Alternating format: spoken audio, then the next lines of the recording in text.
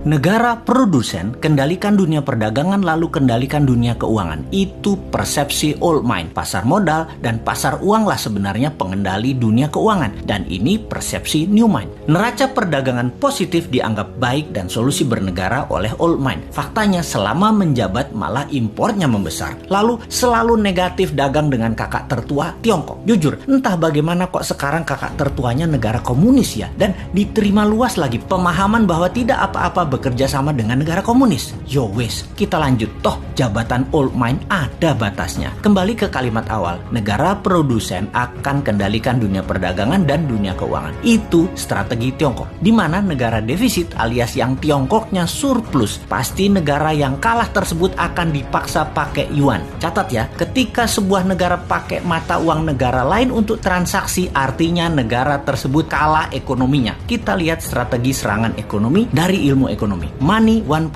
adalah uang hanya sebagai alat bayar pelancar transaksi. Kemudian uang menjadi alat modal yang disebut money 2.0. Kemudian uang menjadi alat kendali ekonomi disebut money 3.0.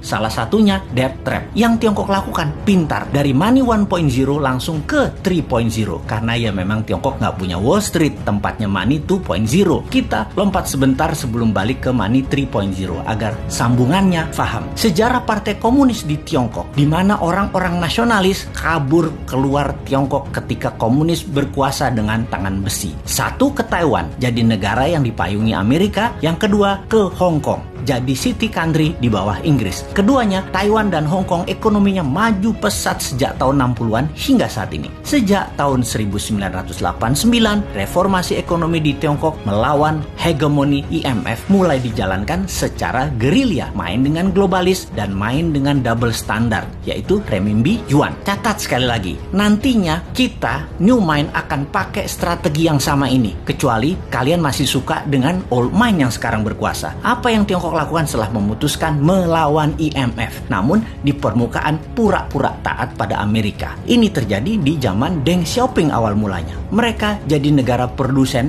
buruh murah. Maklun mengerjakan sebagai tukang jahit apa saja yang disuruh globalis. Lalu perlahan menggeser dari maklun tukang jahit menjadi negara produsen. Maklun ini adalah strategi agar terjadi pembiasaan. Ketika awal menjadi negara produsen, Tiongkok mengizinkan pemalsuan atau kopi atau tiru merek-merek ternama dunia untuk beredar di dalam negerinya. Semakin mahir, maka mulai negara membiayai sektor hulu produsen, pabrik-pabrik dengan uang renminbi yang uang tersebut tidak boleh beredar di luar negeri, hanya boleh beredar di Tiongkok. Inilah awal tahun 90-an mereka lakukan ini semua secara masif, secara gila-gilaan. Apa saja dibangun. Dan setelah menjadi pengendali produksi, mulai ekspansi di tahun 2013 dengan strategi BRI, yaitu Belt Road Initiative. Perlu banyak negara yang harus dikendalikan oleh Tiongkok. Perlu banyak negara yang penduduknya lapar dan pemimpinnya lemah agar mudah dikendalikan agar membeli barang-barang Tiongkok dan menggunakan mata uang Tiongkok. Awalnya dengan memberi pinjaman. Namun bukan uang tetapi barang, seperti jalanan dibangunin. Pokoknya jadi barang. Jembatan dibangun jadi barang, pelabuhan, bandara, jaringan kereta api yang semuanya punya kesamaan, yaitu pelancar jalur angkutan barang guna menciptakan ketergantungan terhadap produk Tiongkok dan kelancaran distribusi barang. Kemudian kendali atas pasar yang kebetulan semua bergeser ke digital. Jadi strateginya adalah beli dan ambil semua jaringan marketplace milik pengusaha lokal sebuah negara agar isi produknya adalah barang-barang buatan Tiongkok. Begitu sudah tercapai ketiganya, maka tahap keempat, mata uang Tiongkok dipakai sebagai alat transaksi. Pertama, sebatas transaksi dua negara. Nanti tahap kelima sampai ke pasar-pasar tradisional bisa pakai yuan. Ingat, ketika keluar negeri, yuan yang disebut. Itu membedakan asal uang itu. Walau kalau ditanya di Tiongkok, bagi mereka sama itu yuan atau renminbi. Namun kita pahamlah, kita kan ngerti bernegara, ngerti bagaimana Tiongkok bermain, dan ngerti cara memainkannya. Sayang aja masih sedikit yang percaya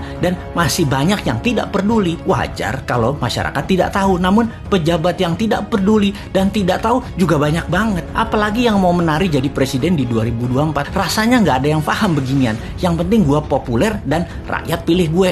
Lihat aja daftar 10 orang yang katanya calon presiden di lembaga survei. Kita review satu persatu. Paham nggak bernegara ala Tiongkok dan Amerika? Rasanya Kagak ya, New Mind beda. Kita paham dan strateginya bukan ikuti keduanya, namun punya strategi sendiri untuk main 3 kaki awalnya. Dan menyalip di tikungan di tahun 2030 menjadi 3 besar dunia dan di 2045 menjadi negara superpower. Kalau hanya naik 7% setahun dan faktanya 5% pertumbuhan ekonominya, mimpi jadikan Indonesia negara superpower. Buktinya sekarang aja pakai yuan dagangnya, harusnya pakai rupiah. Bos, itu artinya kalian old mind geblek bernegaranya.